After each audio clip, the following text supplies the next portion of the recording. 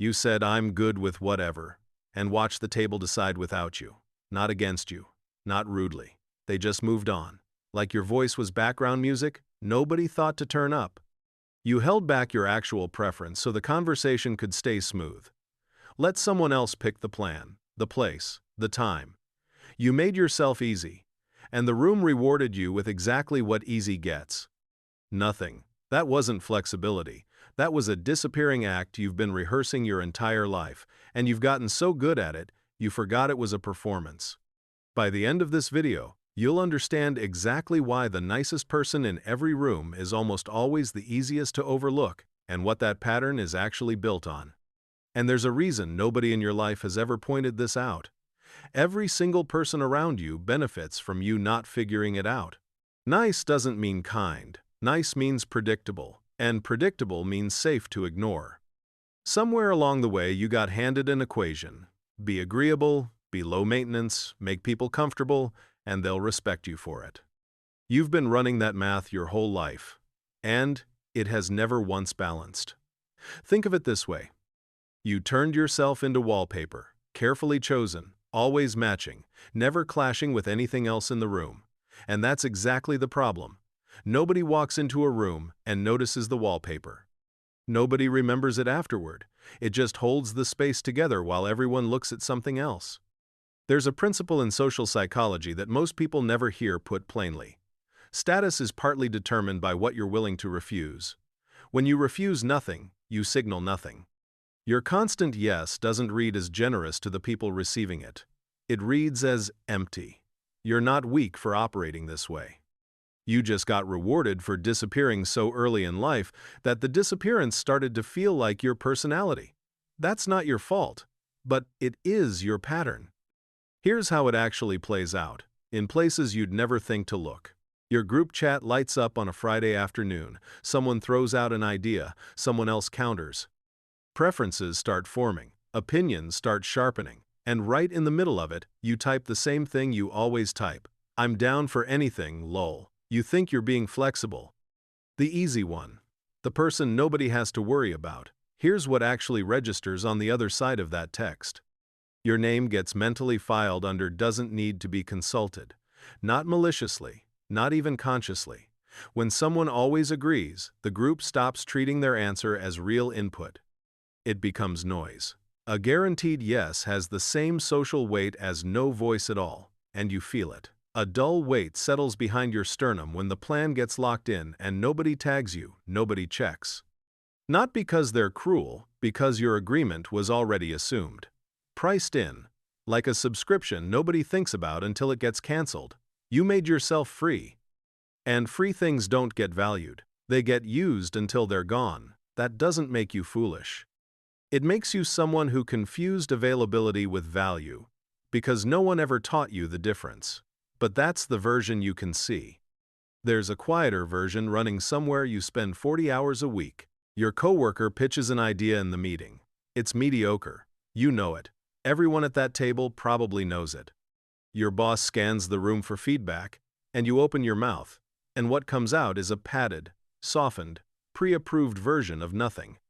Yeah, I think there's definitely something there.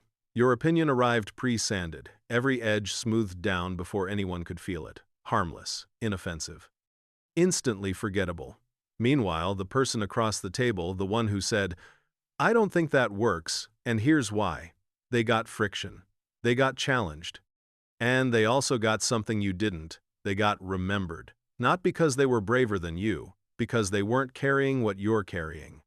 Your nervous system learned long ago to scan every room for safety before speaking, and what it calculates, every single time, is that agreement is safer than honesty. So you soften, you sand. You deliver thoughts that nobody disagrees with because there's nothing in them to disagree with. And the room files you under no resistance here, and moves on to the voice that actually pushed back. Your jaw tightens, not in anger, in recognition. You've done this 100 times and called it professionalism, maturity, strategic calm. It wasn't strategy. It was hiding in plain sight and giving it a respectable name. That's not a failure of courage. It's the output of a system that decided, long before you could reason with it, that silence was safer than visibility. Now it gets personal. You're sitting across from someone you care about, they say something that bothers you, really bothers you. The reaction rises, hot and real and specific, and then you do the thing. You swallow it. You rearrange your face. Say, "It's fine," or "I get it," or "No, you're right." The moment passes, smooth and clean, and they believe you. Not because they don't care, because you've trained them to take your surface at face value. Stay with me, because what I'm about to describe is where niceness stops being a choice and becomes a cage. Every time you bury what you actually feel to keep things comfortable, you're not protecting the relationship. You're constructing a version of it where your full self is not required to show up. Silence by silence, accommodation by accommodation, you're building something that looks like closeness but runs on your absence, and it works. That's the devastating part. For a while, it works beautifully. They feel easy around you. They never have to navigate your sharp edges because you removed them all before they arrived. But comfort is not closeness. There's a flicker, half a second, where you almost say the real thing, the honest, jagged, unpolished thing. And then you don't, and something small inside you goes quiet. Not loud enough to call pain, just enough to erode. You didn't keep the peace. You donated your presence and kept back everything that made it yours. That's not something to be ashamed of. It's a pattern you built when honesty felt dangerous, when saying the wrong thing could cost you someone's warmth. But you're not in that room anymore, even if your body still behaves like you are. And this is where it stops being about other people. Thanksgiving dinner, a birthday gathering, or just a Sunday phone call where your mother brings up the thing you've asked her twice not to mention, and you laugh, redirect, absorb it, move on like it didn't land exactly where it always lands. You've been playing this part your whole life. Not just being nice, being the one who holds the nice together, the smoother, the translator. The person who absorbs the room's tension so no one else has to sit in it. Here's what nobody tells you about this role. They don't respect it, they rely on it. And those are not the same thing. Respect means they see what you carry and value it. Reliance means they've stopped seeing it entirely, they just expect it, the way you expect a floor to hold when you step on it. You are the floor. And if you stopped, if you let the tension sit unsmoothed, if you didn't laugh off the comment, if you didn't absorb and redirect, the room wouldn't thank you for every year you've spent carrying its weight. The room would be uncomfortable, irritated, maybe angry at you for not performing the role they never realized they'd assigned you. You didn't choose this. It was given to you before you were old enough to hand it back. That heaviness that lives in your shoulders, the one you've carried so long it doesn't register as extra weight anymore, that's not stress. That's the shape of a role you've been holding since you were small enough that holding it was the only power you had. Remember at the beginning, when I described the moment you type, "I'm good with whatever"? This is what's underneath that. This is the engine. The same instinct, absorb, adjust, disappear, running in the room where it was first installed. What I'm about to say next is something you already know. You just haven't let yourself think it clearly yet. You accommodate everyone. You adjust for everyone. You check in on everyone. When was the last time you checked in on yourself? Not, "Am I okay?" in the abstract. When did you last ask yourself what you wanted, specifically, concretely, and then say it out loud without immediately softening it into nothing? You can't remember. That silence isn't peace. That's you, gone missing from your own life. The habit of erasing your preferences doesn't shut off when the audience leaves. It follows you into empty rooms. What do I want for dinner? Whatever's easy. What do I need right now? I'm fine. The performance keeps running with no one watching, because the audience was never really the point. You say, "I'm fine" to yourself. That's the cost no one warns you about. It's not just that others overlook you. You've started overlooking yourself.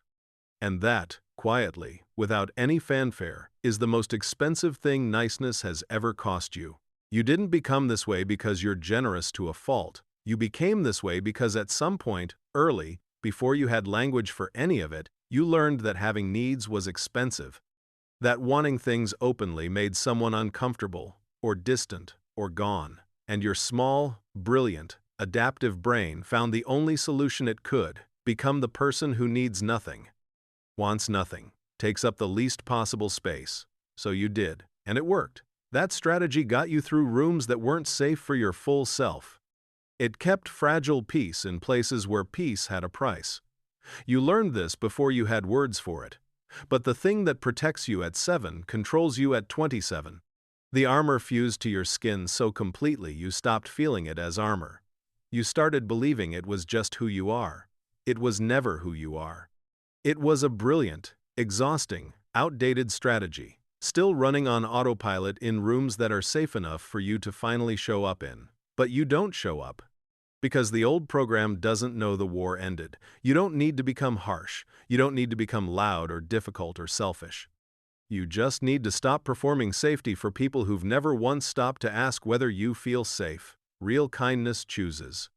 It has a visible no behind every yes. It risks being disliked. And that, not your agreeableness, not your flexibility, not your constant accommodation, is what people actually respect, not compliance, choice.